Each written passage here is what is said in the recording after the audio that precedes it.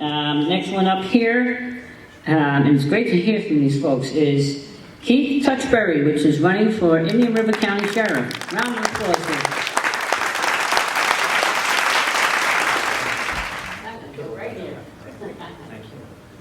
Good evening, everyone, and thank you. Can you hear me in the back?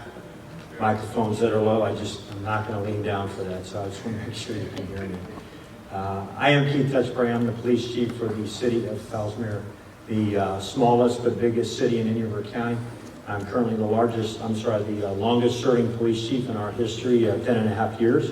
Prior to that, I spent 25 years with the Vero Beach Police Department, where I worked my way up through the ranks until I achieved the rank of captain and second in command, and then took over for the city of Fellsmere in 2013.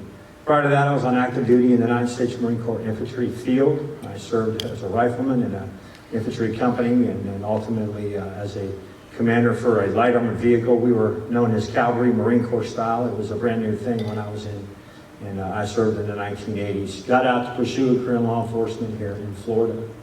So in the amount of time that we have, I just want to tell you a little bit about myself. First of all, I'm here with my wife, Kimberly. She and I have been married. Thank you.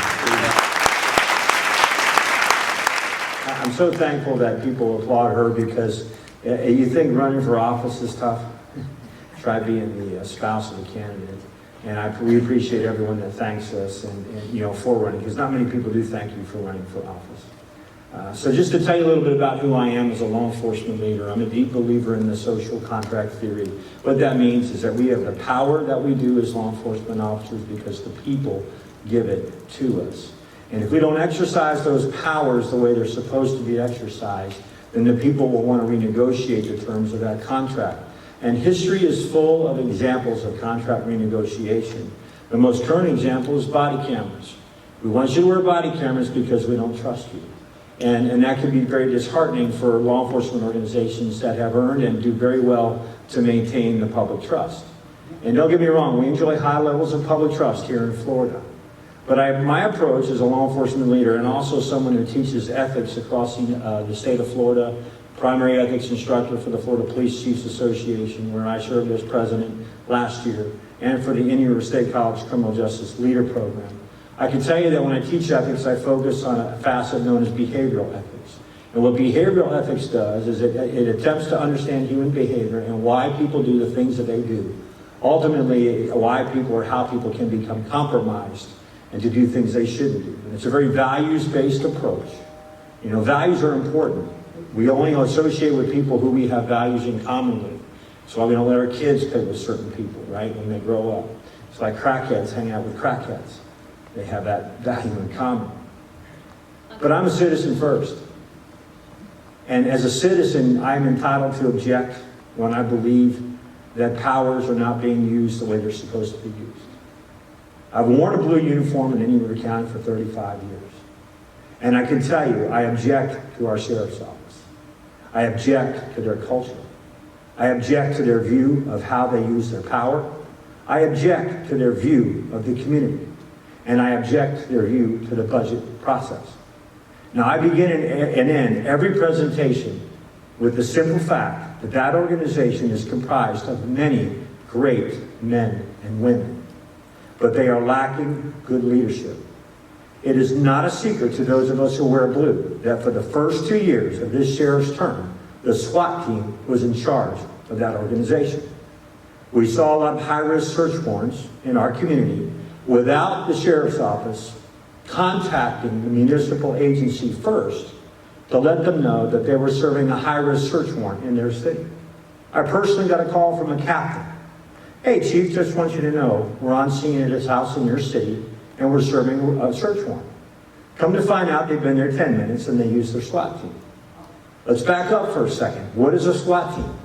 These are men with guns running into a house. The guns are drawn, and they anticipate using those guns because the risk at serving that search warrant is pretty high. Why wouldn't you tell the city where that house is that bullets could be flying and could be leaving that structure? Oh, they're the sheriff's office, and our city is in their county. Just ask them.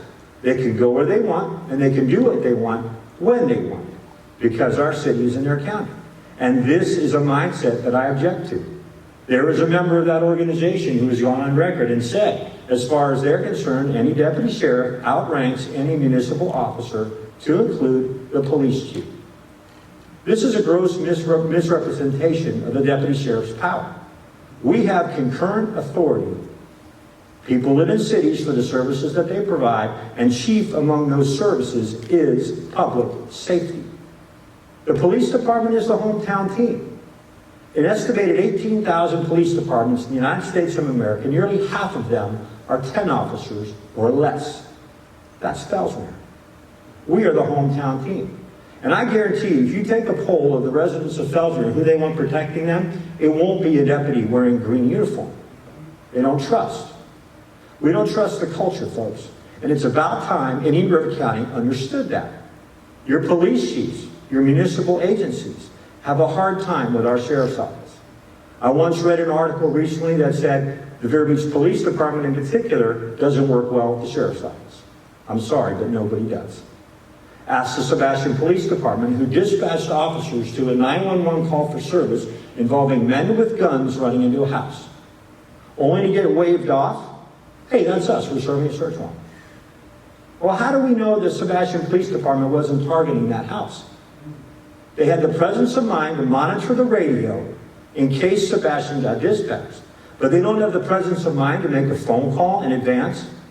As I told the captain who called me on the phone, I don't care if you call me 2 blocks away.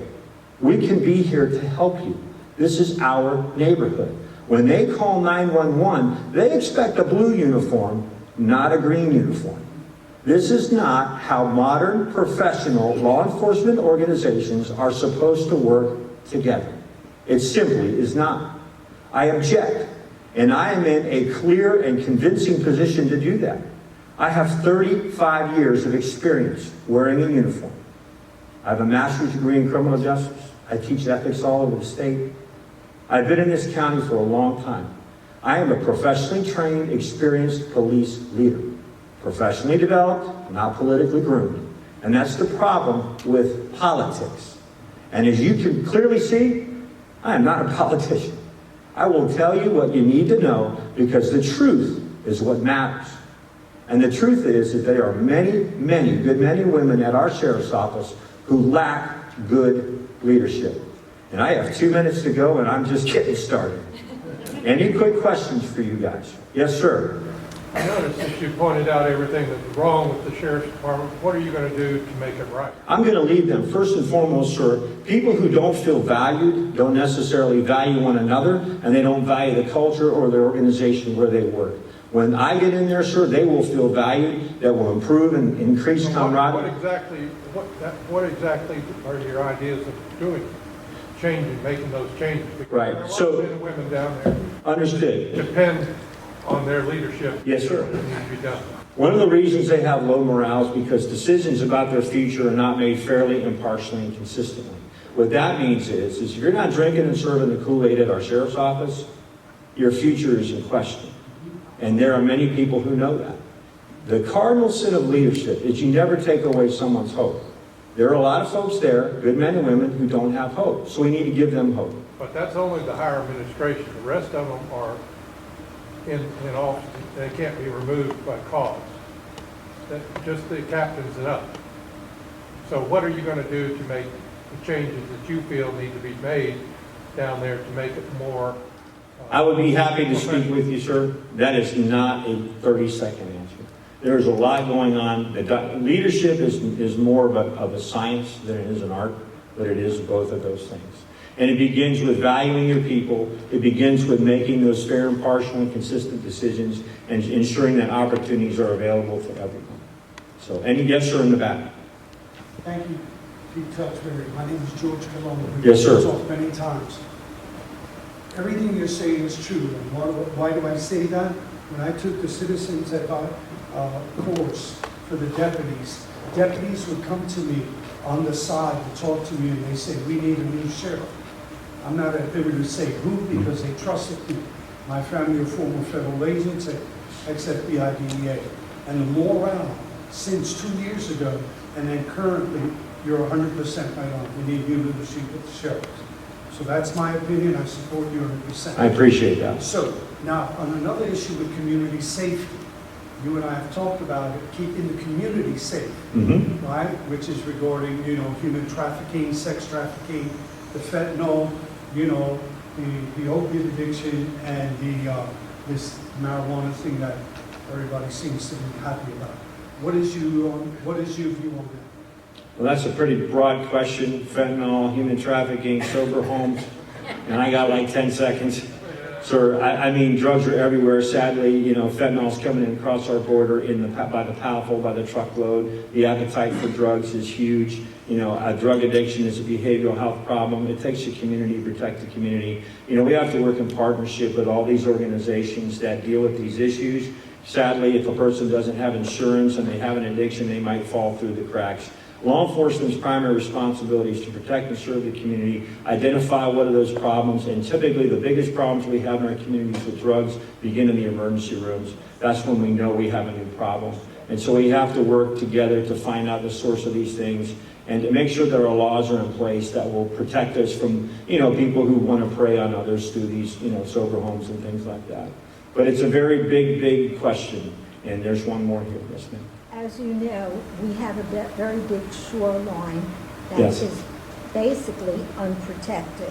Mm-hmm. And with the coming of people in our area on the beaches and back, I think about 20 people were caught in a boat up at Sebastian. Yes, ma'am. Coming in with guns, with, all kinds of... Guns and drugs. Yes, so what is your intent with regard to giving us the protection and safety that So the Sheriff's Office has a pretty big Marine unit. They have a lot of Marine assets. And so being active on patrol out there on the water is important. But you have to act on intelligence, and so we have to work with our federal partners, especially HSI and other immigration authorities. We have to have a reliance on them, but not a dependence on them. We have to be proactive and exchange intelligence information. But understand this, when it comes to immigration, our hands are tied. A lot of it has to do with the executive order issued by the President of the United States. And if they have a hands-off approach like this current president does, and President Obama did, then our hands are going to be tied. We're not federal immigration. There's only so much we can do. The Sheriff's Office currently has a memorandum of understanding in place with the Border Patrol to act as agents in certain capacities, and we'll continue that. But unless we have a president who issues an executive order like President Trump did, where if your only crime is that you're here illegally, you're not a priority. But if you commit any crime, you're a priority. And that's what we have to do, is we have to make illegal crime a priority. We have to process them, and if they don't get removed from the United States of America, at least they'll serve time in our prisons and pay the price that way. And will you be able to... I think I'm done. Yeah. Okay, good. I will stick around, and ladies and gentlemen, again, we have many good people who work there, and I'm very hard on what I'm saying about our organization, but we need to be eyes open, and my phone number is on my material, and I'm happy to talk to anyone. Thank you. There you go.